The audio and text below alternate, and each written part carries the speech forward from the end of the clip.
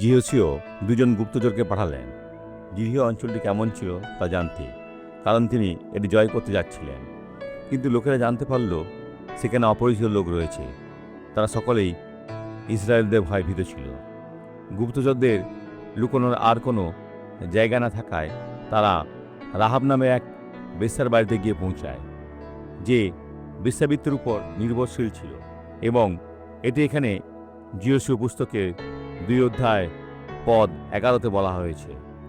আর শনিবার মাত্র আমাদের ওটা রাহাব বলছে, হৃদয় গলিয়া গেল তাদের খ্যাতি সম্পর্কে।